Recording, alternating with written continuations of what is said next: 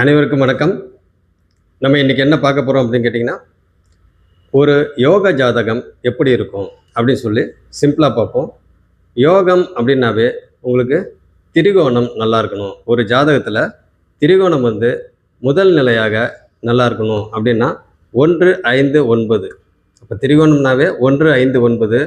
1 அப்படின்னாவே லக்னம், 5 அப்படின்னாவே பூர்வ புண்ணியஸ்தானம், 9 அப்படின்னாக்கா பாக்கியஸ்தானம். அப்போ அதே போல் கேந்திரம் அப்படின்னாவே 1, 4, 7, 10. அப்போ 1ன்றது லக்னம், 4ன்றது சுகஸ்தானம், அடுத்தது 7 அப்படின்றது கலத்திரஸ்தானம், 10 அப்படின்றது ஜீவனம் அல்லது தொழில் ஸ்தானம். அப்போ பார்த்திங்கன்னா திரிகோணமும் நல்லா இருக்கணும், கேந்திரமும் நல்லா இருக்கணும்.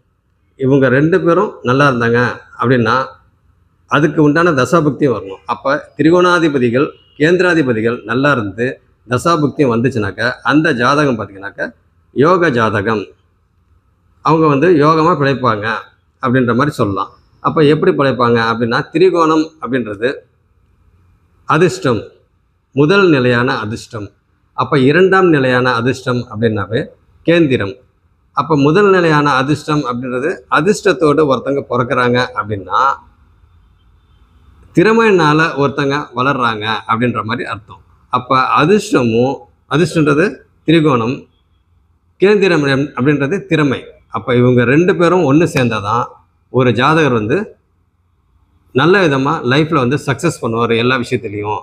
அப்போ எந்த ஒரு ஜாதகமாக இருந்தாலும் அதிர்ஷ்டத்தோடு பிறந்து திறமையினால் வளர்ந்தால் மட்டும்தான் அந்த ஜாதகம் சக்ஸஸ் ஆகும். இந்த மாதிரி ஜாதகம் தான் பார்த்திங்கனாக்கா யோக ஜாதகம். சரி, இந்த அமைப்பு என்னுடைய ஜாதகத்தில்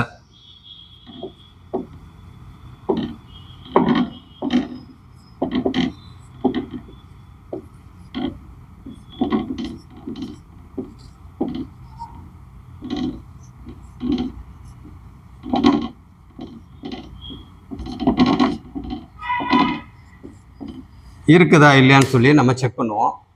இதை அடுத்த வகுப்பில் உங்களுக்கு விரிவாக சொல்கிறேன்.